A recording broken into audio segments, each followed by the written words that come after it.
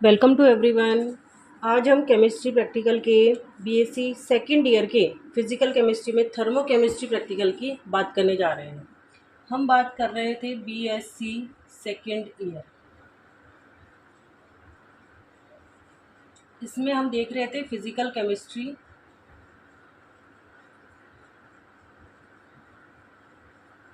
Experiment. इसके अंदर आज हम जो प्रैक्टिकल करने जा रहे हैं वो है हमारा थर्मोकेमिस्ट्री।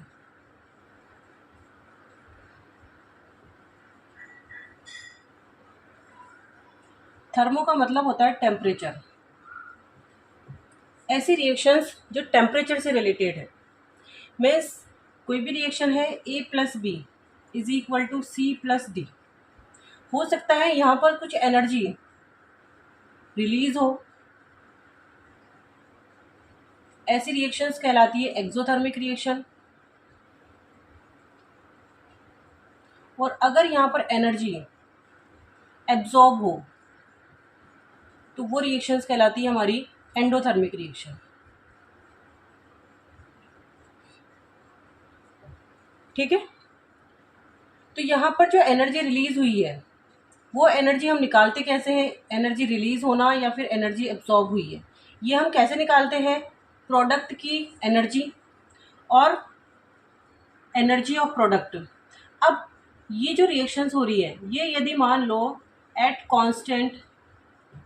कांस्टेंट प्रेशर पर हो, नॉर्मली हमारी जो लैब में हम रिएक्शंस करवाते हैं कांस्टेंट प्रेशर पर करवाते हैं, तो प्रेशर पर होती है तो एनर्जी को हम क्या नाम देते हैं? एंथैल्पी। इसे हम H से डिनोट करते हैं। ठीक है, तो प्रोडक्ट की एंथैल्पी माइनस रिएक्टेंट की एंथैल्पी क्या लिख सकते हैं हम? Delta H। तो ये डेल्टा H क्या हो जाएगा? हमारा एंथैल्पी में चेंजेज। जो भी हमारी रिएक्शन होती है उसके लिए एंथैल्पी में चेंजेज। यदि मान लो प्रोडक्ट की एनर्जी ज़्यादा हुई, मतलब इसने कुछ एनर्जी एब्जॉर्ब की है, तो इसका मतलब एब्जॉर्ब किया तो एंडोथर्मिक रिएक्शन है। और उस कंडीशन में प्रोडक्ट की एनर्जी ज़्यादा है, रिएक्टेंट की एनर्जी कम है, तो यहाँ पर इसका जो साइन आएगा वो कैसा साइन आएगा? एंडोथर्मिक रिएक्शन के लिए पॉजिटिव साइन, जबकि एक्सोथर्मिक रिएक्शन के लिए डेल्टा H का साइन जो आता है वो नेगेटिव साइन आता है। ठीक है, तो ये तो एंथैल्पी की बात हुई। एक टर्म हम पढ़ते हैं यहाँ पर इंटरनल एनर्जी। इंटरनल एनर्जी होती है हमारी E, कांस्टेंट वॉल्यूम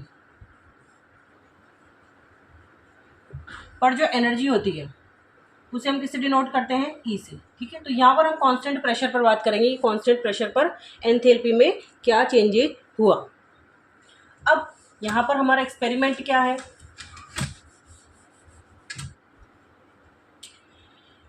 यहाँ पर हमें निकालना है एनर्जी, एंथैल्पी निकालनी है। अब एंथैल्पी में क्या होता है कि जो भी रिएक्शन हो रही है उस रिएक्शन का जो भी नाम है, ठीक है, कोई हम डिजोल्व कर रहे हैं कोई कंपाउंड को, तो सॉल्यूशन की एंथैल्पी हो जाएगा।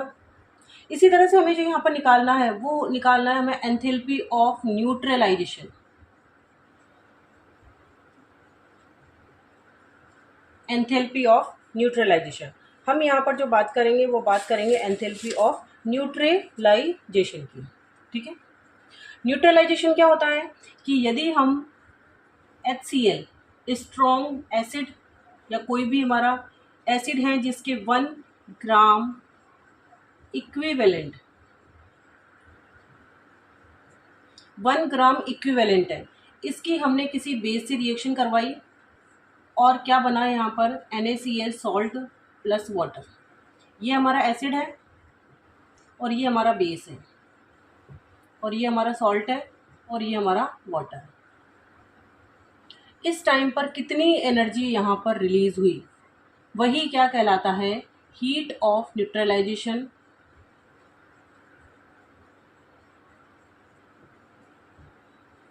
हीट ऑफ न्यूट्रलाइजेशन कहलाता है। ठीक है, तो हमें यहाँ क्या निकालना होता है? एक एसिड दिया हुआ होता है, एक बेस दिया हुआ होता है, या हमें बोल दिया होता है कि स्ट्रॉन्ग एसिड और स्ट्रॉन्ग बेस लेना है हमें। उसके लिए हीट ऑफ न्यूट्रलाइजेशन कितना होगा? वीक एसिड लेना है या फिर स्ट्रॉन्ग बेस लेना है? स्ट्रॉन्ग एसिड लेना है, वीक बेस लेना है, या दोनों ही हमें वीक लेने हैं? उस कंडीशन में हीट ऑफ न्यूट्रलाइजेशन कितनी एनर्जी यहाँ पर एंथैल्पी यहाँ पर रिलीज होगी। एनर्जी को हम किस फॉर्म में ले रहे हैं? यहाँ पर कांस्टेंट प्रेशर की फॉर्म में, मीन्स हीट ऑफ न्यूट्रलाइजेशन हमें यहाँ पर निकालना है। ठीक है, 1 ग्राम इक्विवेलेंट का मतलब क्या है? ग्राम इक्विवेलेंट का मतलब क्या होता है? जैसे मोलरिटी में मोल्स होते हैं, मोल्स क्या होते हैं? ग्राम अपॉन मोलर मास। उसी तरह से ग्राम इक्विवेलेंट क्या होते हैं? W ग्राम अपॉन उसका इक्विवेलेंट मास। और इक्विवेलेंट मास और मोलर मास में क्या रिलेशन होता है? इक्विवेलेंट मास यदि हमें निकालना हो तो हमें क्या करना पड़ता है? मोलर मास को डिवाइड करना पड़ता है इसके n फैक्टर से। n फैक्टर, कोई भी यदि बेस है तो कितने OH माइनस डोनेट कर सकता है, यदि एसिड है तो कितने H प्लस डोनेट कर सकता है, अगर सॉल्ट है तो यहाँ पर टोटल हम पॉजिटिव चार्ज और टोटल नेगेटिव चार्ज इसके ऊपर हम देखते हैं। क्लियर ये चीज़ कि हमें क्या देखना है? तो हीट ऑफ न्यूट्रलाइजेशन क्या होता है? 1 ग्राम इक्विवेलेंट जो एसिड है उसको यदि बेस से हम पूरा का पूरा न्यूट्रलाइज करें तो उस कंडीशन में कितनी एंथैल्पी यहाँ से रिलीज हुई, कितनी एनर्जी यहाँ पर निकली, वो क्या कहलाएगा? Enthalpy of neutralisation. क्या बोला मैंने? 1 ग्राम इक्विवेलेंट HCl या 1 ग्राम इक्विवेलेंट एसिड को पूरा न्यूट्रलाइज करने के लिए बेस की रिक्वायरमेंट हुई। जब हमने बेस इसके अंदर डिसॉल्व किया तो इसको पूरा का पूरा न्यूट्रलाइज होने में यहाँ पर कितनी एनर्जी रिलीज हुई, उसे हम क्या बोलते हैं? Heat of neutralisation. ठीक है। Strong acid plus strong base पूरी की पूरी तरह से डिसोसिएट रहते हैं, तो इसकी जो हीट ऑफ न्यूट्रलाइजेशन होता है वो इसका कांस्टेंट होता है, heat of neutralisation. Strong acid और स्ट्रॉन्ग बेस के लिए जो हम हीट ऑफ न्यूट्रलाइजेशन निकालते हैं तो वो क्या होता है? -13.7 किलो कैलोरी। ठीक है, ये होता है किलो कैलोरी। अगर हम एक चीज़ वीक ले लें, स्ट्रॉन्ग एसिड ले लिया प्लस वीक बेस ले लिया, वीक बेस ले लिया हमने, तो उस कंडीशन में ये थोड़ा सा कम हो जाएगा और -13.40 किलो कैलोरी हो जाएगा। यदि हमने वीक एसिड ले लिया प्लस स्ट्रॉन्ग बेस ले लिया तो इस कंडीशन में और थोड़ा कम हो जाएगा, -13.30 किलो कैलोरी हो जाएगा।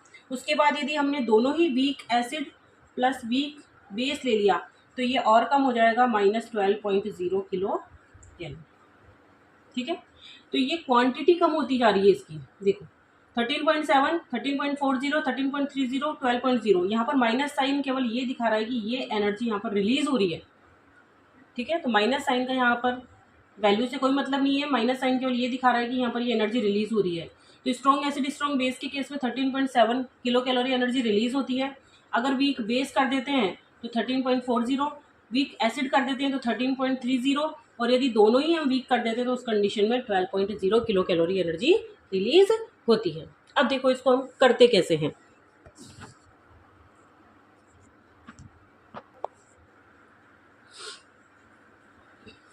तो क्या बताया मैंने? स्ट्रॉन्ग एसिड स्ट्रॉन्ग बेस के लिए 13.7, स्ट्रॉन्ग एसिड वीक बेस के लिए 13.40, वीक एसिड स्ट्रॉन्ग बेस के लिए 13.30, वीक एसिड वीक बेस के लिए 12.0, ये होते हैं। ठीक है, तो अब इस एक्सपेरिमेंट को हमें करना कैसे है?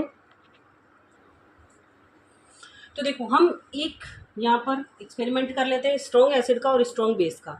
बाकी सब एक्सपेरिमेंट का तरीका बिल्कुल सेम ही है, केवल हमारी क्वांटिटी डिफरेंट हो जाएगी, बाकी मेथड सबका सेम ही रहेगा। तो स्ट्रॉन्ग एसिड और स्ट्रॉन्ग बेस, तो सबसे पहले हमें क्या करना है? स्ट्रॉन्ग एसिड 1 नॉर्मेलिटी का बना लेना है। सपोज हमने यहाँ पर HCl ले लिया और 1 नॉर्मेलिटी का ही हमें बेस बना लेना है NaOH। ये मैंने आपको पहले बताया है कि हम किस तरह से इसकी नॉर्मेलिटी का सॉल्यूशन बनाते कैसे हैं। सपोज ये मुझे 1 लीटर बनाना है तो N1V1 = N2V2। यहाँ पर HCl की जो बोतल होती है उसकी नॉर्मेलिटी 12 होती है। इसका हमें कितना वॉल्यूम लेना है और यहाँ 1 नॉर्मेलिटी का बनाना है, और सपोज इसका मुझे बनाना है 1 लीटर,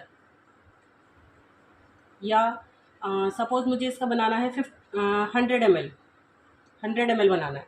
ठीक है, तो यहाँ पर हमें यहाँ से V2 निकाल लेंगे हम, तो 100 डिवाइडेड बाई 12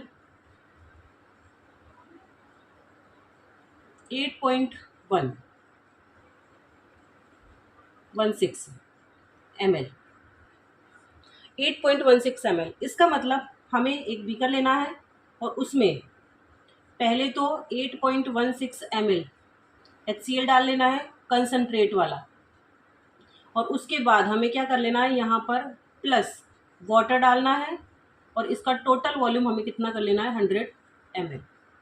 ठीक है। उसके बाद इसी तरह से NaOH सॉलिड होता है, तो सॉलिड का हम इस तरह से नॉर्मेलिटी W अपॉन इसका इक्विवेलेंट मास इनटू जितने में बनाना है हमें, सपोज यहाँ पर वही 100 ml में बनाना है, तो 100 ml को हमें लीटर में कन्वर्ट करना पड़ेगा। यहाँ से ये कैंसिल हो गया। इक्विवेलेंट मास इसका 40 होता है, तो यहाँ 0 से 0 कैंसिल, तो यहाँ 4 आ जाएगा, तो W इज इक्वल टू 4 ग्राम। तो हमें कैसे बनाना है, इस तरह से एक वॉल्यूमेट्रिक फ्लास्क लेना है, यहाँ भी हमें वॉल्यूमेट्रिक फ्लास्क में बनाना है, और यहाँ ये किससे कितने का लेना है, 100 ml का। उसके बाद हमें इसके अंदर क्या डालना है, पहले तो हमें इसके अंदर 4 ग्राम NaOH, और फिर इसके अंदर हमें वाटर डालना है, और वाटर डाल के इसका वॉल्यूम हमें यहाँ तक कर लेना है। ठीक है। तो ये हमारा 1 नॉर्मेलिटी का NaOH तैयार है, और ये हमारा 1 नॉर्मेलिटी का HCl तैयार है। ये दोनों सॉल्यूशन हमारे प्रिपेयर हो गए। ठीक है। अब उसके बाद आगे चलते हैं हम। ये दोनों सॉल्यूशन हमने बना लिए हैं। अब बनाने के बाद हमें करना क्या है, बनाने के बाद हमें क्या करना है, यहाँ पर 2 बीकर लेने हैं, इसे हम थर्मस फ्लास्क में करते हैं। थर्मस फ्लास्क लेनी है हमें, तो मैं यहाँ बीकर बना दे रही हूँ। तो थर्मस फ्लास्क के अंदर चूंकि हीट क्या है, सराउंडिंग में नहीं जाती है। अगर हीट सराउंडिंग में नहीं जाती है, तो अगर बीकर में हीट सराउंडिंग में चली गई, तो यहाँ पर जितना हीट का ट्रांसफ़र होगा उतना तो होगा, उसके साथ साथ सराउंडिंग में भी चली गई, कितनी चली गई वो हमें नहीं पता। ठीक है। इसलिए हम थर्मस फ्लास्क में इस एक्सपेरिमेंट को करते हैं ताकि हीट बाहर ना जा सके। ठीक है। तो अब हमें करना क्या है, यहाँ पर एक बीकर के अंदर हमें क्या करना है, हमारा जो 100 ml HCl है वो लेना है 1 नॉर्मेलिटी का, और 100 ml ही हमें क्या लेना है, जो हमने NaOH बनाया है 1 नॉर्मेलिटी का ले लिया हमने दोनों। इसका कुछ टेम्परेचर होगा और इसका भी कुछ टेम्परेचर होगा। हमें क्या करना है, इन दोनों टेम्परेचर को सेम करना है, मतलब T1 is equal to T2 हो जाना चाहिए। दोनों का टेम्परेचर कैसे भी करके सेम कर लेना है। अगर किसी का टेम्परेचर थोड़ा ज़्यादा हो तो हम क्या कर लेंगे, उसको थोड़ा सा ठंडा कर लेंगे। ठीक है। ठंडा करके T1 is equal to T2 कर देंगे। उसके बाद हमें क्या करना है, उसके बाद दोनों बीकर को हमें क्या कर देना है, मिक्स कर देना है। इस तरह से मिक्स कर देना है दोनों सॉल्यूशन को। मिक्स करने के बाद चूंकि थर्मस फ्लास्क के लिए हुआ हीट बाहर नहीं जाएगी, यहाँ पर ही हीट एक्सचेंज होगा, और उसके बाद बीकर के अंदर कितना हो गया वॉल्यूम हमारा टोटल हो गया 200 ml, जिसके अंदर क्या प्रेजेंट है, हमारा HCl प्लस NaOH। कुछ हीट ट्रांसफ़र हुआ, और यहाँ पर अब इसका हमें यहाँ थर्मामीटर लगा लेना है, टेम्परेचर नोट कर लेना है इसका। ठीक है। यहाँ पर भी हमें थर्मामीटर यूज़ करना है और टेम्परेचर नोट कर लेना है। उसके बाद यहाँ पर हमें थर्मामीटर लगा करके टेम्परेचर नोट करना है, वो हमारा T2 टेम्परेचर। ये तो हमारा T1 टेम्परेचर हो गया क्योंकि दोनों का सेम है, और ये हमारा T2 टेम्परेचर हो गया। ठीक है। उसके बाद हमें फार्मूला अप्लाई करना है। तो डेल्टा H का फॉर्मूला होता है W plus V। Delta H का हमारा क्या फॉर्मूला होता है, W plus V T2 minus T1 1000 upon N1 into V1। ये फार्मूला हमें अप्लाई कर लेना है। ठीक है। ये फार्मूला अप्लाई करने के बाद हमारा जो आएगा, ये वैल्यू हमारी किस में आएगी, डेल्टा H की वैल्यू कैलोरी में। ठीक है। अब यहाँ पर वॉल्यूम, ये वॉल्यूम है V है, यहाँ पर वॉल्यूम ऑफ HCl। ठीक है। T2 फाइनल टेम्परेचर जब हमने मिक्स किया, यहाँ पर जो T2 आया। T1 है इनिशियल टेम्परेचर। ठीक है। N1 है यहाँ पर, सॉरी यहाँ पर जो V है टोटल वॉल्यूम।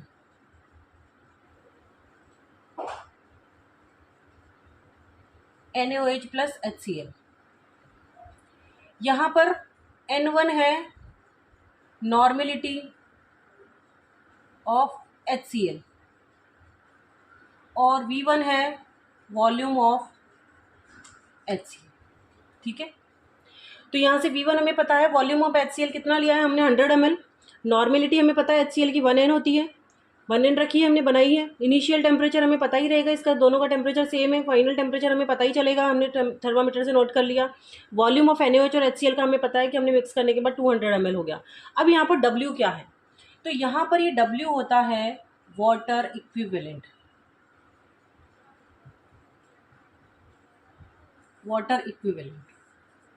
अब ये वाटर इक्विवेलेंट क्या होता है? वाटर इक्विवेलेंट क्या है कि यहाँ पर हमने जो थर्मस फ्लास्क ली हुई है वो बाहर तो नहीं जाने दे रहा हीट को, लेकिन खुद भी तो कुछ एब्जॉर्ब करेगा, जिसकी वजह से टोटल टेम्परेचर में डिक्रीमेंट तो आएगा। तो इसने कितनी हीट एब्जॉर्ब की, वो क्या कहलाता है? थर्मस फ्लास्क का वाटर इक्विवेलेंट। ठीक है, तो ये वाटर इक्विवेलेंट हमें सबसे पहले कैलकुलेट करना होगा। तो ये एक्सपेरिमेंट तो हमारा ये हो जाता है, लेकिन यहाँ पर ये जो W वैल्यू है वो है हमारा वाटर इक्विवेलेंट। अब उसको कैसे हमें यहाँ पर मेज़र करना है वो हम देखते हैं कि वाटर इक्विवेलेंट हम कैसे निकालेंगे।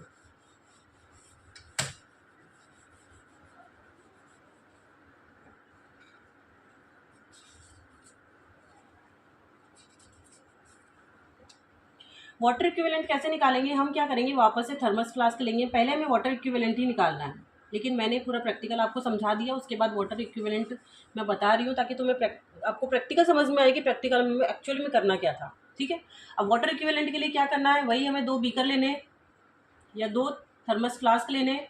इसके अंदर 100 ml कोल्ड वाटर, जो भी हमारा नॉर्मल टैप वाटर है उसका T1 टेम्परेचर, और यहाँ हमें 100 ml हॉट वाटर। इसका टेम्परेचर करीब हमें गर्म करके T1 + 20 डिग्री सेंटीग्रेड, कम से कम इतना कर लेना है। ठीक है, तो ये हमारा T2 टेम्परेचर हो गया। उसके बाद हमें क्या करना है, इसका T1 टेम्परेचर है, इसका T2 टेम्परेचर है, जो कितना है T1 से करीब 20 डिग्री सेंटीग्रेड या इससे थोड़ा सा ज़्यादा है। उसके बाद हमें इन दोनों को मिक्स कर देना है। मिक्स करने के बाद ये कितना हो गया, टोटल 200 ml हो गया। और इसका जो फाइनल टेम्परेचर होगा वो T3 टेम्परेचर जो भी होगा वो हमने यहाँ पर नोट कर लिया। उसके बाद हम यहाँ पर फॉर्मूला अप्लाई करते हैं वाटर इक्विवेलेंट निकालने का। तो वाटर इक्विवेलेंट निकालने का हमारा फॉर्मूला क्या होता है, 100 T2 - T3 minus 100 T3 - T1 divided by T3 - T1। ये T2 कौन सा टेम्परेचर था, हॉट वाटर वाला, मतलब हॉट वाटर। और जो फाइनल टेम्परेचर था, मतलब हॉट वाटर ने अपना कितना टेम्परेचर दे दिया, final temperature minus cold water ने कितना टेम्परेचर ले लिया। ठीक है, कोल्ड वाटर कितना लिया था 100 ml, ये भी कितना लिया था हमने 100 ml, उनका माइनस कर देना है हमें। और उसके बाद T3 - T1 डिवाइडेड बाई क्या करना है, इनका टेम्परेचर का जो डिफरेंस था। ये हमारा क्या हो जाएगा, यहाँ से W वाटर इक्विवेलेंट आ जाएगा। यहाँ से वाटर इक्विवेलेंट हमारा आ गया, और इसकी यूनिट होती है कैलोरी पर डिग्री। पर डिग्री में इतना कैलोरी का चेंजेज आया। ठीक है, यहाँ से हम W निकाल लेंगे। W की वैल्यू जब वहाँ फार्मूले के अंदर पुट करेंगे तो हमें क्या निकल जाएगा, वहाँ से डेल्टा H। तो डेल्टा H जो हमारा निकलेगा वो कैलोरी में आएगा वहाँ पर। और उसके बाद हम क्या कर देंगे, इसको डिवाइड कर देंगे। डेल्टा H को 1000 से डिवाइड करेंगे तो हमारा क्या आ जाएगा, किलो कैलोरी। ठीक है, तो डेल्टा H की वैल्यू लगभग -13.36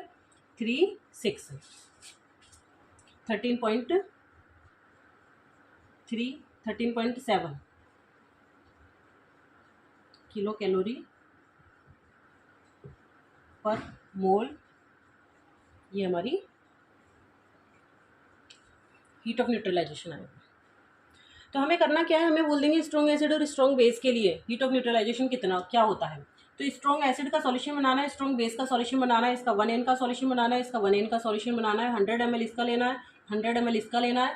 ठीक है, इसका कुछ टेम्परेचर दोनों का T1 सेम टेम्परेचर रखना है, और उसके बाद दोनों को मिक्स कर देना है। मिक्स करने के बाद इनका फाइनल टेम्परेचर आएगा T2। उसके बाद हमें W का, उसके बाद हमें डेल्टा H का जो फार्मूला है वो फार्मूला अप्लाई करना है। वो फार्मूला अप्लाई करके डेल्टा H यहाँ से निकल जाएगा। वहाँ एक वैल्यू आती है W + V T2 - T1 × 1000 upon N1 × V1। तो यहाँ पर W की वैल्यू हम कैसे निकालेंगे, W निकालने के लिए हम क्या करेंगे, वाटर लेंगे, हॉट वाटर लेंगे 100 ml, और कोल्ड वाटर लेंगे 100 ml, ठीक है। उसके बाद इन दोनों को मिक्स कर देंगे, इसका T1 इसका T2 और फाइनल टेम्परेचर T3। उसके बाद हम यहाँ पर वैल्यूज पुट कर देंगे, जो क्या करेंगे 100 T3 minus T2, 100 T3 minus T1 divided by T3 minus T1। ये सारी वैल्यूज यहाँ पुट करेंगे तो यहाँ से W की वैल्यू आ जाएगी, W की वैल्यू यहाँ पुट करेंगे, वॉल्यूम कितना हो जाएगा जितना हमने लिया था 100 100 200। T2 फाइनल टेम्परेचर है इसका, जो भी टेम्परेचर आएगा। T1 इनिशियल टेम्परेचर है 1000 है, और डिवाइडेड बाय N1 इसकी नॉर्मेलिटी, एसिड की नॉर्मेलिटी कितनी है, V1 एसिड का हमने वॉल्यूम कितना लिया है। ये सारी वैल्यूज पुट करके जब हम कैलकुलेट करेंगे तो डेल्टा एच की वैल्यू हमारी कैलोरी में आएगी, जिसको 100 से 1000 से डिवाइड करने के बाद हमारा किलो कैलोरी के अंदर आंसर आ जाएगा। और ये करीब करीब कितना आएगा, -13.7 किलो कैलोरी पर मोल। ये हमारा आज का प्रैक्टिकल था, फिजिकल केमिस्ट्री का सेकेंड ईयर का प्रैक्टिकल है, थर्मो केमिस्ट्री से रिलेटेड।